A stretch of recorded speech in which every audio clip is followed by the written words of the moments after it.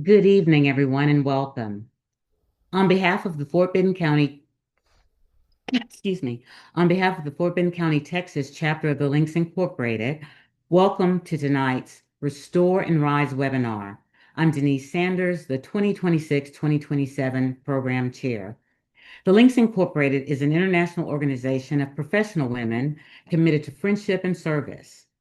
With more than 300 chapters and 17,000 members, we have a long-standing legacy of uplifting and strengthening communities through transformational programming.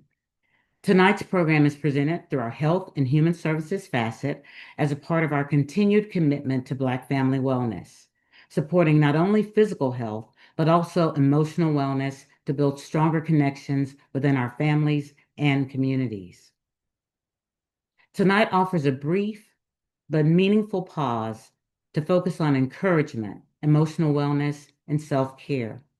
We're grateful you chose to spend this time with us. We encourage everyone to stay until the end of the webinar. We will have a drawing for prizes, and you must be present to win. Thank you again for coming. Let's rise and restore.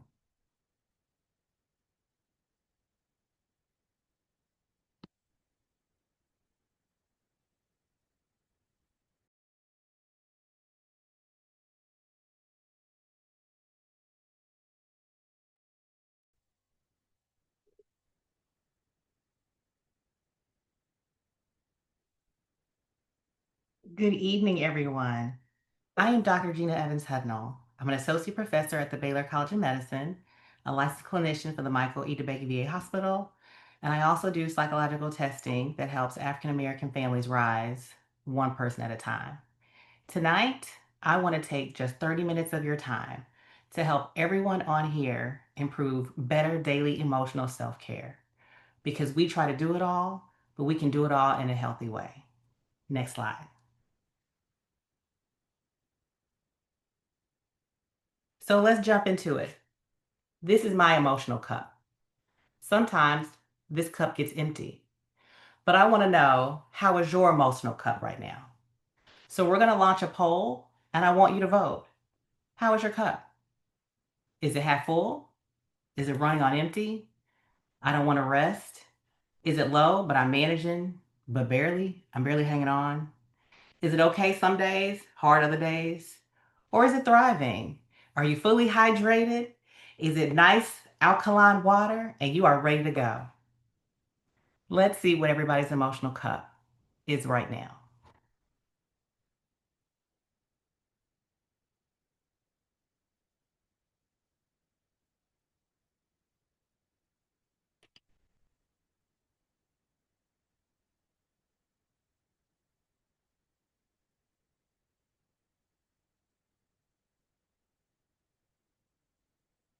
All right. Can we check and see what majority of our answers are for our cup? All right. So we got 4 people who are running on empty. We got 8 people who are low. And we have 23 people who say it's okay. So we're all leveling about okay for the max, for the most. But out of all the people on here, we only have 8 people that are thriving, right? So that shows that whereas we might not be running on empty, we certainly do have some work to do. Next slide. So for the woman and man who does it all, it often feels like we have the least. So 1 in 5 of every woman and 1 in 10 of every man has some sort of symptoms of anxiety and depression every year. We have 71% of all people who are caregivers who have high emotional exhaustion. And we are all caregiving in one way or the other. You are either caregiving for children who are still living at home. We are now in a generation that even though our children are older, they're not moving out of the home and we're still caregiving for them, even if they're living under our roof. So we're consulting, but still caregiving. If we're in a later stage in life, we may be caregiving for our parents. So caregiving can be emotionally exhausting because it requires more energy instead of just your normal day to day. So 71% have some sort of emotional exhaustion. And 60% of women, but 82% of African American men have chronic stress as their norm, right? And so this is much, much higher in African American men with their level of chronic stress. We have more anxiety and depression, but African American men have more chronic stress. So we're conditioned to be strong. We're conditioned to say, be strong, keep going, be in survivor mode. But that narrative, it's a myth and it's breaking us down. That cape is heavy, the expectations get to be a lot. And the more we try to live up to, just keep going, just keep pushing, just keep making it day by day, inside, it's slowly chipping away at us. And so it's actually doing more harm than good with us just saying we're going to push through. We get exhausted. A lot of times we can't even tell we're exhausted because, again, we keep pushing through instead of taking a moment to pause and really assess what's going on in our body, what's going on with us, right? It shows up in other ways, our level of stress, and the people around us usually get the brunt of it before we even realize what it is. The people around us say, you've been kind of irritable lately, or, you've been kind of snappy with the people at work, right? The person that normally just says hi, now they're irritating you. Sometimes it's the opposite way. You've been pushing through for so long that you don't feel anything. You're just numb and you're just going through the motions. You're disconnected, right? The stuff that used to bring you joy, that you used to love doing. You used to love going to the gym, love working out, love going outdoors, walking, love playing in your garden. Now that stuff feels like a chore. And all the arts and crafts and supplies you brought are just sitting there. And some people can't even put a word to it. It's just blah. Not happy, not sad, just kind of blah. So understand the way we feel is not a weakness, it's a signal. I say it again, it's not a weakness, it's a signal to dial in. Start paying attention to your mind and your body and start figuring out ways to restore both. Next slide. We always want to wait until things fall into the perfect alignment, right? you know, when I go on vacation, I'll finally relax, right? We just keep saying, I just need to get through, if you're an accountant, I just need to get through tax season. I just need to get through this audit. I just need to get through this company merger. I just need to get through this project at work. There's always, I just need to get through. You have young kids, I just need to get through this school year. It's always something that we're always getting through, but that never stops. It just bleeds into the next thing that we have to get through. And we always say, you know what? I can't wait for that vacation because that vacation is when I relax. We take a vacation once, maybe twice a year. So really, we should be looking forward to relaxing only once, maybe twice a year. But we've conditioned ourselves to the only time we can truly rest is when we're on vacation, right? We'll say, I'll slow down after this season of life, right? When you're in your 20s and 30s, you spend your time grinding and building, making a name for yourself in your career and figuring it out. In your 30s and 40s, guess what? That season goes right into now I'm raising kids, or now I'm figuring out my professional identity. So now I'm figuring out what my professional trajectory is. Then, oh, well, the next season of life, I'll start retiring. Well, as you age, your parents are aging as well. So now you're just entering a next season of life where you're caregiving. So there is no perfect season. There is no when this season changes, I will slow down or it gets better. Guess what? The seasons just keep changing. So a lot of times we say, I'll slow down when. And we keep getting into that someday trap. You know what? I'll take care of my health. I'll take care of my health when. I'll take care of my health when this new insurance kicks in. I'll take care of my health when the kids get out the house. I'll take care of. It's always a someday. You know what? Even one better. I'll finally relax when my things to do list is done. Whose list has ever been done? No one's. You may get a moment of relief, right? Where you've crossed them off the list and you can say, I did it. I got everything done off that list. But then guess what? There's a whole new list tomorrow. So we always tell ourselves whatever it is to say someday, right? We fall into that someday trap or that island, that someday aisle. Someday I'll go to therapy, right? Someday, like I know I need to talk to somebody. I know I need to create that space to have a conversation with somebody to get things out of my head. But I just don't have the time to do it, right? or we put it on our things to do list of I'll look for my EAP and figure out who's on my network around enrollment time, but not right now. Everything is always pushing things back, right? There's always some day instead of today being day one. Next slide. So we're going to see what's your someday version because all of us have them, right? So we're going to launch a poll and I want to know what's your someday? What's your someday reason? What's your reason why you're waiting, why today was not day one for you? Is it I'll rest when work finally slows down? So that person who's always on the work grind? Is it I'll focus on my health after this season passes? Is it I'll delay my self-care? It's not a priority right now, but it will be a priority soon. Or I'll take care of myself when I have more time or more money. The biggest commodity in life we have is our time. Sometimes we trade our time for money. When we get to a later season in life, we trade our money for time. But those are two things that will always be, and you're either waiting on one or the other. So let's just see what your someday is. What's holding you up from today being day one?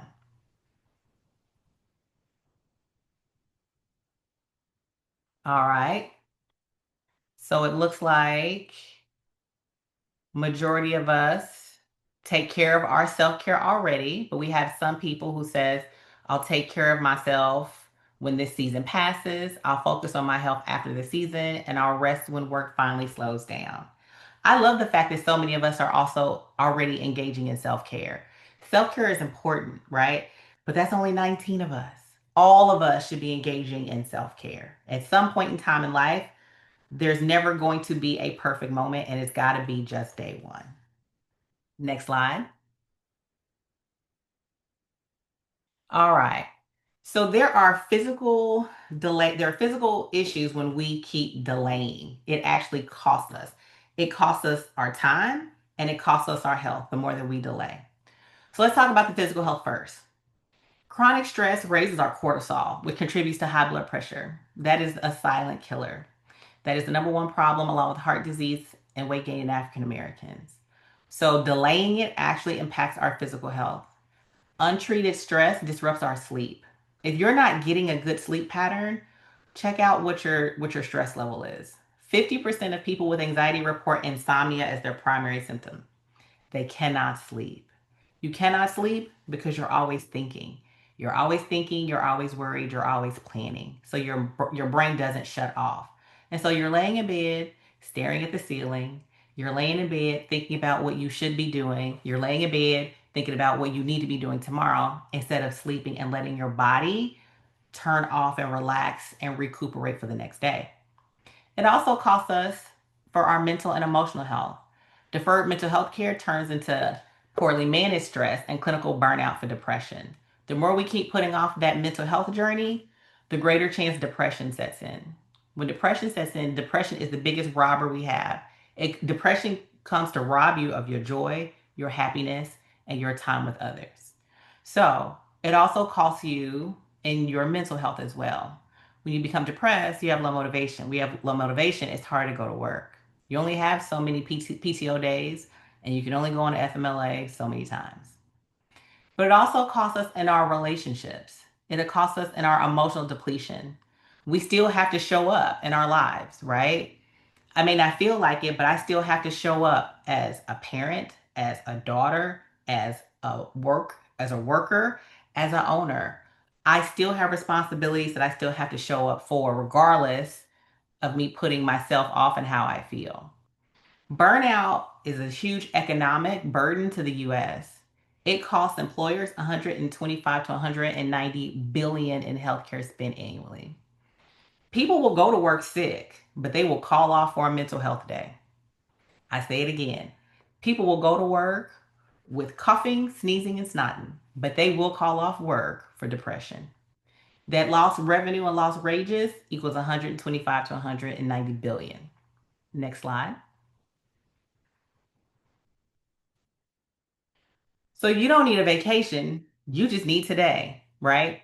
There are so many things that we can do in our regular day-to-day life. We don't have to wait to build up our PTO time to take that vacation, right? We can be productive and we can take mini vacations every single day. In fact, the science shows that many emotional breaks throughout the day have much more of a greater impact than a 7 week vacation. For example, taking a 17-minute break after working 52 minutes gives you better emotional clarity. Again, we keep trying to push through and answer one more email, see one more patient, um, do one more thing on that project, delegate one more task.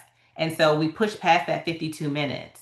However, we're not doing it from the best emotional and mental place. So, really, for every 52 minutes of work, we need a 17-minute break.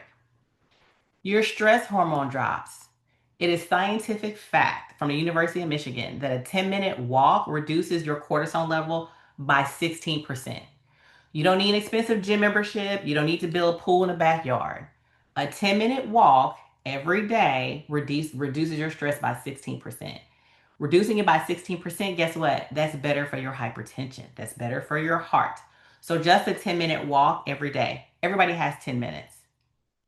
Even 5-minute micro breaks increases your mental thought and clarity. It reduces your mental fatigue by 30%. So even if you don't feel like you have 15 minutes, you've got five. We all have 5 minutes. So just literally taking 5 minutes away from a screen, away from people, away from email helps you reset and helps your mental clarity improve.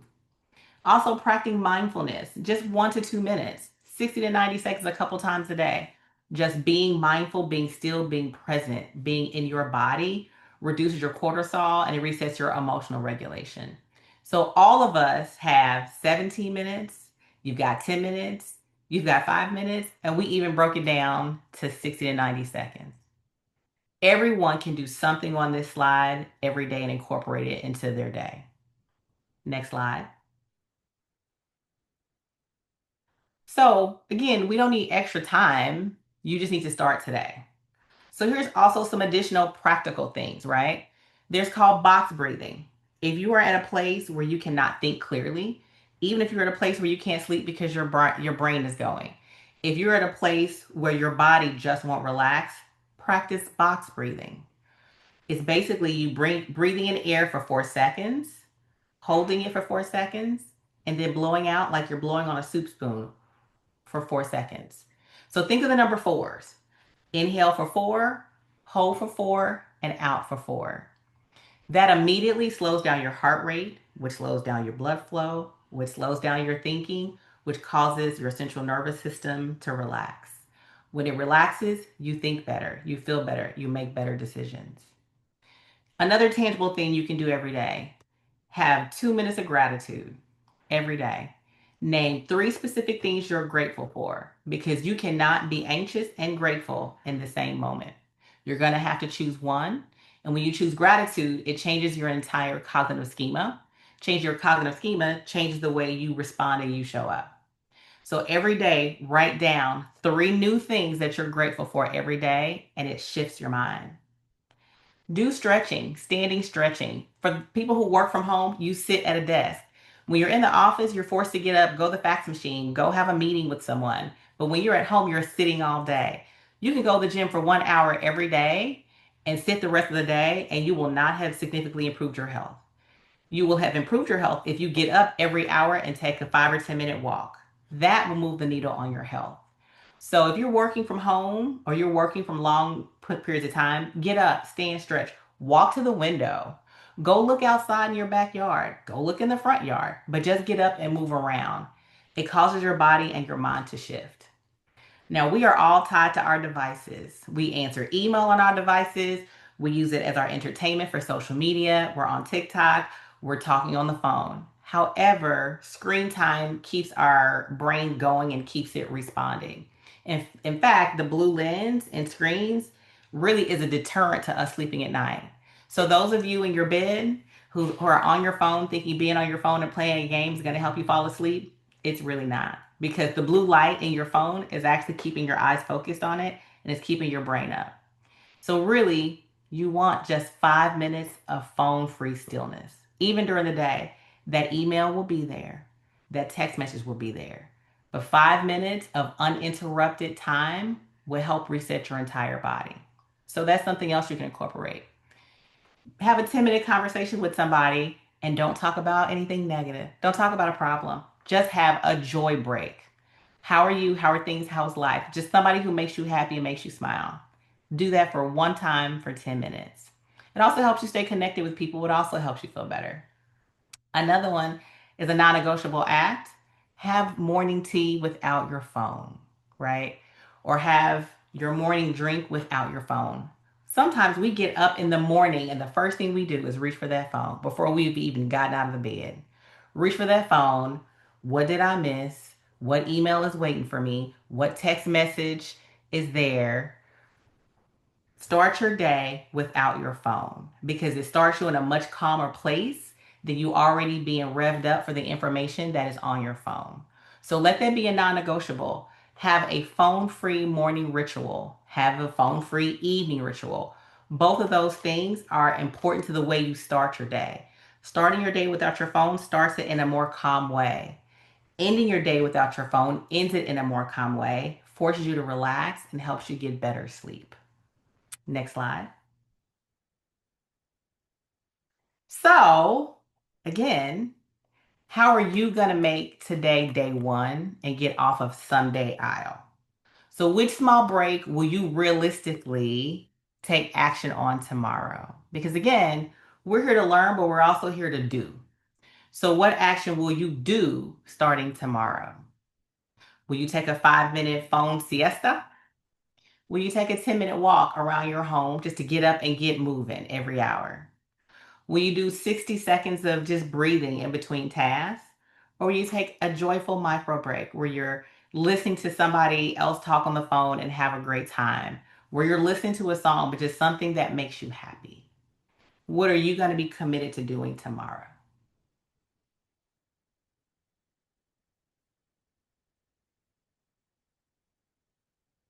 All right, let's see what we have. All right. So lots of commitment. I love the commitment. We've got 12 who are going to have 5 minutes of no phone. That's an amazing one. We've got 20 people, the most, who said they're going to take a 10-minute walk outdoors. That 10-minute walk will change everything. You will come back feeling more rejuvenated, more refreshed, because also you're outside in nature, and nature also just makes you feel better.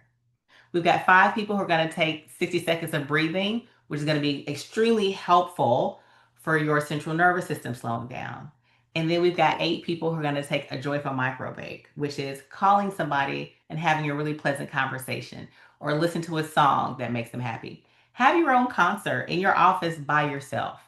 So I'm so glad that all of us have committed to doing one of these every day. Again, we don't need to wait for a 7 day vacation. We can take breaks every single day. Next slide.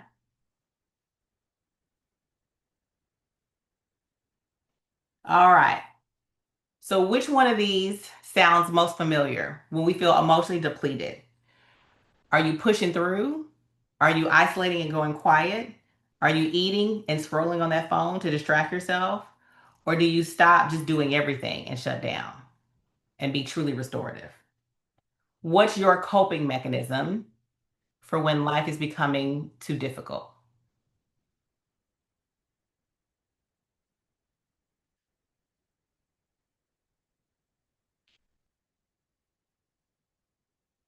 All right, I see we got lots of C's, lots of people who eat, scroll, and distract. All right, let's see what we got. All right.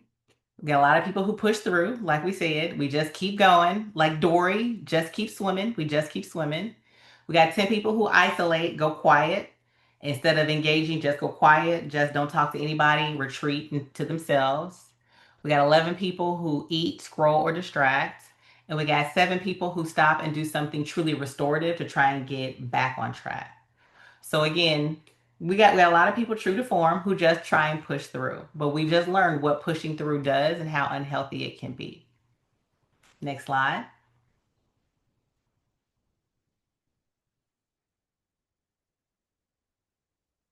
All right, so now I'm going to teach you a method on how to make sure that we are always taking care of ourselves. And we can remember it easily with our acronym RISE, right? So, in your body, when you start to feel anxious or depressed, or when you start to feel blah or something is off, first thing I need you to do is recognize that something is off.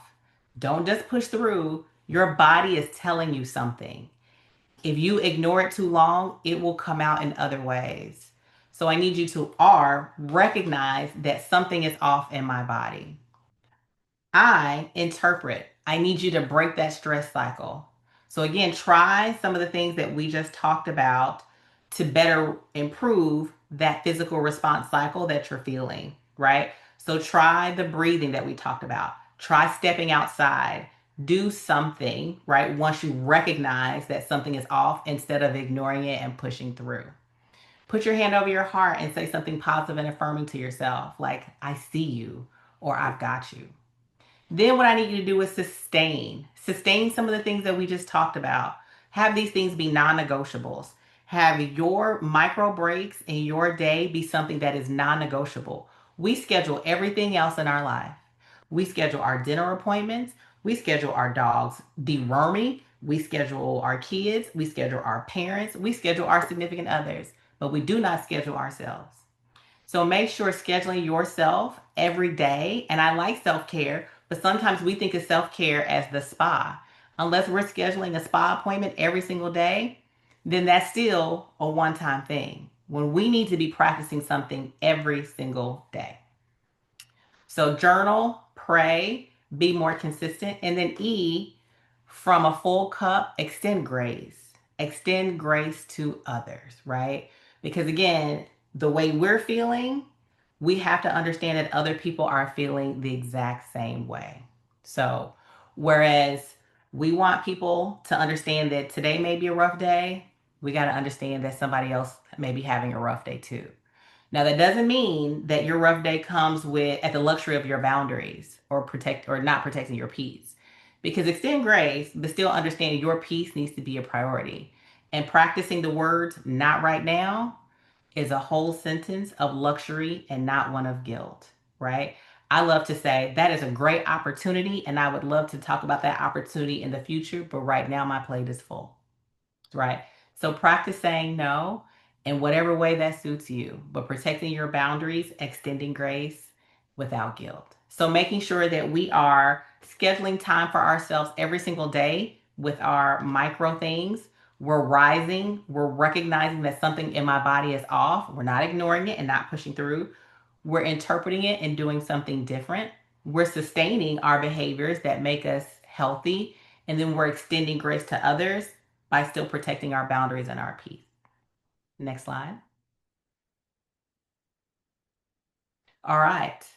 So I want to make sure that you practice these things when you get home. Make sure that you inhale for 4, 7, or 8, or like we talked about before, inhale for 4, hold for 4, and exhale for 4. So make sure we practice these things this evening before you go to bed and see how much better you sleep tonight.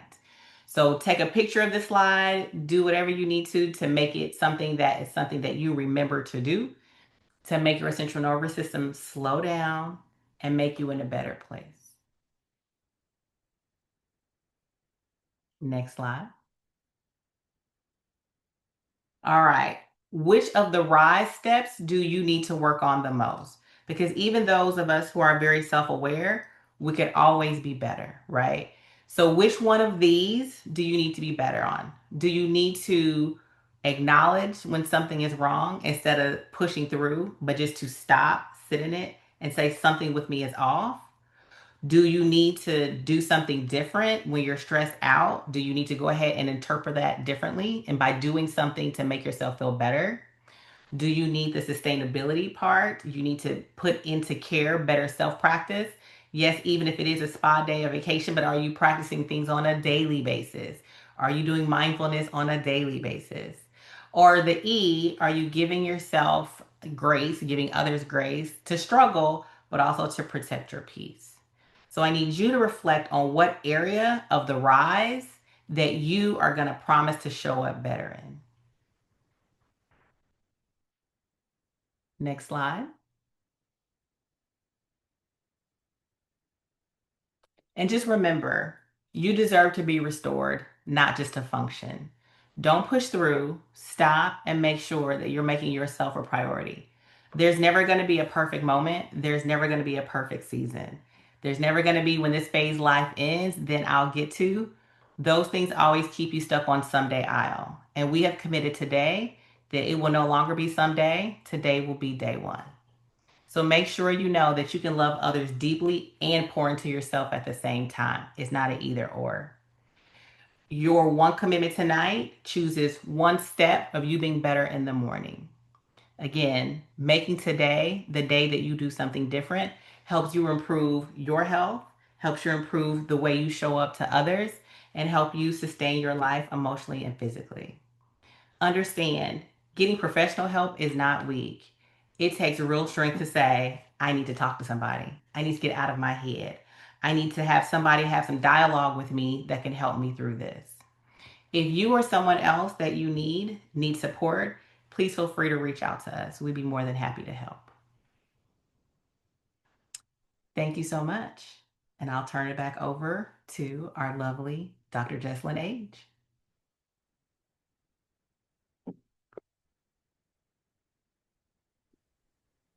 Good evening. Good evening. Thank you, Dr. Gina Hudnall. That was an amazing presentation. Thank you for reminding us to pour into ourselves, to just take a moment to pour into ourselves each and every day. I am Dr. Jesslyn Mosley Age, the current chair for our Health and Human Services facet for the Fort Bend County, Texas chapter of the Links Incorporated. And it has been our pleasure to bring this important reminder to encourage you to pour into yourself first. Before we close, we want to celebrate and thank each of you for taking time to pour back into yourself and join us for this evening. And because self-care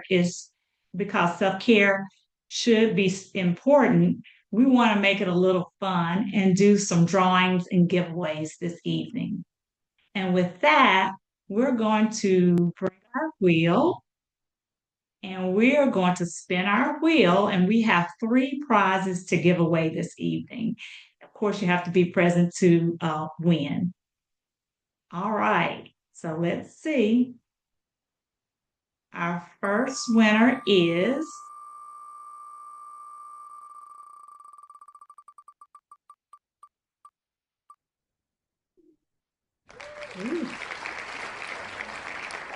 Sophia Dixon. Congratulations, Sophia Dixon. Thank you for joining us this evening. Your third prize is a $50 Visa gift card that you can pamper yourself in any way you so choose. You may want to go to the spa. You may just want to have a relaxing evening at home. Okay, so our next drawing is for a self-care basket, a spa basket to pamper yourself. And so this will be shipped directly to the winner. And the winner is, am I saying this correct? Khalif Kim Khalif. So congratulations, Kim, on winning a spa gift basket. And for our third and final prize, we have and this is a grand prize, we have a $100, yes, $100 Spa Finder gift card that you can treat yourself to a spa of your choice. I believe that, let's see, we have Amisha Graham. Amisha Graham. I believe she is a member of our chapter. And with that,